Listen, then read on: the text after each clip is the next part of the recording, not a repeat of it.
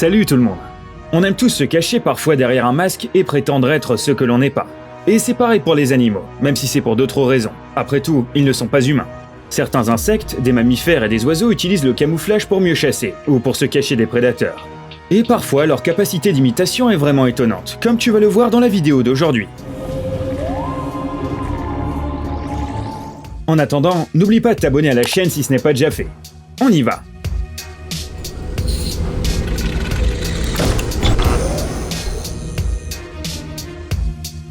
Un faux serpent.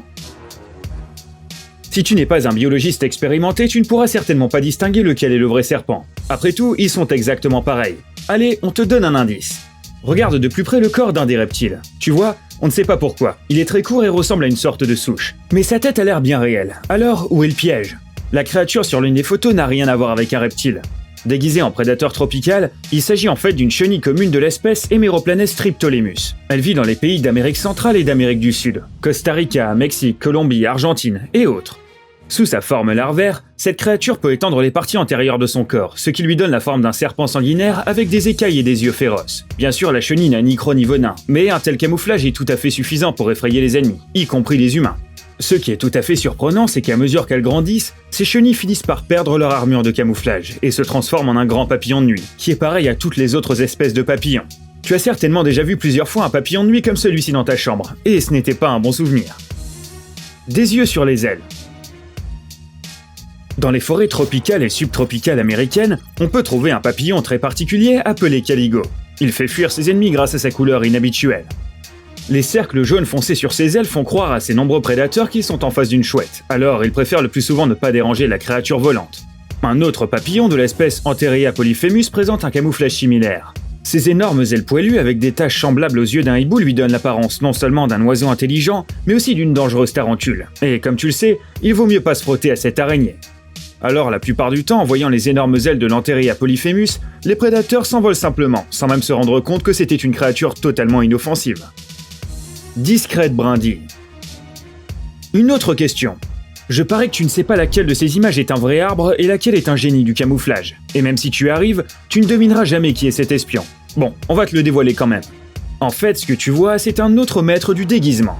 Un Phalaenoptera bucephala, aussi appelé bucéphale. Il vit dans le nord de l'Europe. Lorsqu'il se repose, il n'a même pas l'air vivant. Le papillon s'enroule simplement et en quelques instants, il se transforme en une simple brindille de bouleau. Il est impossible de le remarquer parmi les feuilles et autres brindilles, à moins bien sûr de le déranger accidentellement. Le bucéphale a probablement besoin de ce déguisement délicat pour se reposer tranquillement, sans souci. Après tout, les prédateurs ne pourront pas le repérer. Le champion du mimétisme. Voyons voir si tu es encore attentif. Quelle photo montre une véritable orchidée?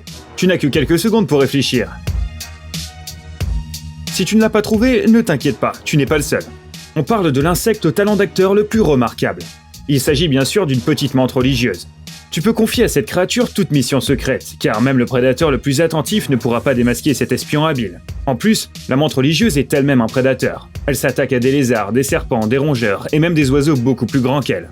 En plus du camouflage, la menthe religieuse a aussi une tête qui peut tourner à 180 degrés, ainsi que de puissantes pattes avant munies de pointes acérées.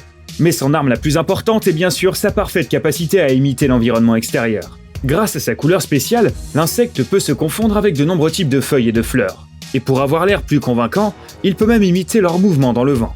Si elles tombent au sol, les menthes religieuses parviennent toujours à rester invisibles. Si nécessaire, leur corps peut s'harmoniser avec toutes les nuances de sol, jusqu'au noir brûlé même si ça leur prend plusieurs jours.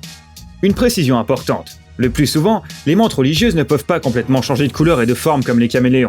Le type de déguisement de l'insecte change d'une espèce à l'autre et dépend de son habitat. Certaines, par exemple, ressembleront toute leur vie à une orchidée, alors que d'autres ressembleront à une épine. Il suffit d'entrer dans le personnage et d'être patient, et la proie finira dans leur mâchoire. Cette menthe, Philocrania paradoxa, vit dans les pays chauds d'Afrique et ressemble à une simple feuille sèche de plante, ce qui est tout à fait logique. Son environnement est caractérisé par un climat aride, et l'apparence de l'insecte l'aide à s'intégrer. Cependant, si l'humidité de la région augmente soudainement et que la température baisse, la menthe religieuse reverdira temporairement. La nature est décidément pleine de miracles. Les mouches insidieuses. Est-ce que tu peux distinguer la vraie abeille de la fausse? On est prêt à parier que non, parce que la seule manière c'est de se faire piquer par l'insecte. En fait, l'une des photos montre une mouche ordinaire. Et après tout, si une chenille peut se faire passer pour un serpent et un papillon de nuit pour une brindille, pourquoi une mouche ordinaire ne pourrait pas se transformer en prédateur venimeux? Cette créature est appelée un cirf et ressemble exactement à une abeille ou une guêpe. Mais tout cela n'est qu'une ruse pour intimider l'ennemi, car en fait, cet insecte n'a même pas de dard. Les mouches parviennent quand même à imiter si habilement la créature venimeuse que parfois elles pénètrent même dans les ruches de vraies abeilles et y vivent comme un résident à part entière de la communauté. Oui, même James Bond rêverait d'avoir les mêmes compétences d'infiltration. La mouche voleuse est un autre type d'insecte qui a un mode de vie similaire, mais contrairement aux inoffensives mouches volantes, elles ont une salive très venimeuse. La piqûre d'une telle créature est donc aussi forte que celle d'un bourdon. Eh bien, les mouches voleuses ne sont pas des bourdons, même si elles savent comment se faire passer pour eux. Elles n'utilisent pas seulement l'imitation pour se protéger des dangereux prédateurs, mais elles attaquent souvent les objets de leur imitation.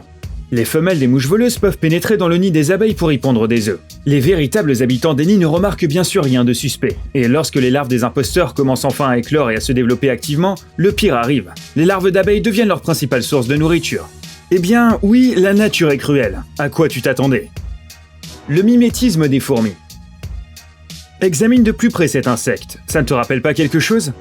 Eh oui, ce que tu vois n'est pas du tout un insecte. En fait, c'est une espèce d'araignée sauteuse appelée myrmarachné, qui peut imiter les fourmis et qui attaque aussi comme dans les traditions de sa famille, en utilisant des sauts puissants.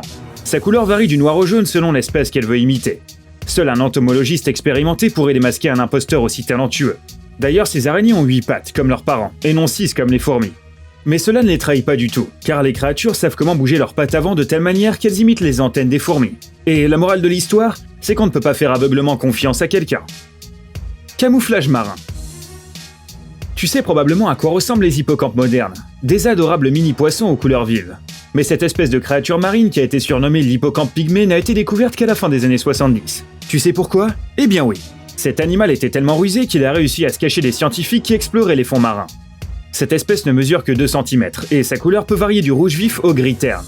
Tout dépend du corail où vit l'hippocampe qui s'y accroche avec sa queue. L'animal parvient à se fondre dans le corail, de sorte qu'il est souvent tout simplement impossible de le repérer sans matériel spécial. Il suffit de regarder ce corail et d'essayer de comprendre exactement où se cache l'hippocampe miniature. Tu abandonnes? Ah, le voilà. Plante vivante. Alors qui est-ce? Crois-le ou non, c'est un autre hippocampe. Seulement celui-ci, contrairement aux espèces précédentes, se déguise en algues, et non en coraux. La créature utilise ses nageoires qui, soit dit en passant, ne sont pas conçues pour nager. L'hippocampe feuille nage très lentement, comme toutes les autres espèces. Donc pour ne pas être attrapé par les prédateurs, il ne peut se fier qu'à son apparence inhabituelle. L'hippocampe feuille vit exclusivement sur la côte sud du continent australien, mais sa population est en déclin rapide. Tout d'abord, les hippocampes feuilles ne savent pas comment attraper les algues avec leur queue, contrairement aux hippocampes pygmées, de sorte que même pendant une petite tempête, ils peuvent se retrouver sur le rivage et mourir. Et deuxièmement, leur apparence inhabituelle, qui est censée leur servir de protection, attire également l'intérêt des braconniers et des plongeurs. Ils attrapent les malheureux hippocampes pour les vendre ou simplement pour les conserver comme pièces de collection. Après avoir entendu ça, il est difficile de dire qui est le plus cruel, les humains ou certains prédateurs de notre vidéo. Un acteur à plumes. À première vue, le coléoptère d'Eurasie ressemble à un oiseau ordinaire. Tout change quand il y a du danger. Au lieu de s'envoler en hâte, de battre des ailes ou de pousser un cri perçant, ce maître du mimétisme choisit une approche différente. Il se met à tourner étrangement le cou et même à siffler un peu, exactement comme un serpent. Et même s'il est très difficile de confondre un oiseau avec un reptile, ce comportement bizarre suffit généralement à effrayer le prédateur et à le faire fuir. Les fleurs insidieuses. On a déjà constaté que certains insectes sont tout à fait capables d'imiter de nombreuses plantes différentes. Mais il s'avère que le contraire est également vrai. Certaines orchidées ressemblent beaucoup à une certaine espèce d'abeille femelle. Les mâles s'y laissent facilement prendre et, sans s'en rendre compte, pollinisent la fleur, et plus tard, transfèrent également du pollen sur le pistil d'une autre plante. Le plus étonnant, c'est que pour y arriver, les orchidées mettent même un mélange spécial de phéromones, qui imite l'odeur d'une vraie abeille. Et il n'y a pas du tout de nectar dans leurs bourgeons, même si ça attire les abeilles. Alors, tu penses toujours que le monde des insectes et des plantes est très primitif par rapport au monde des humains ?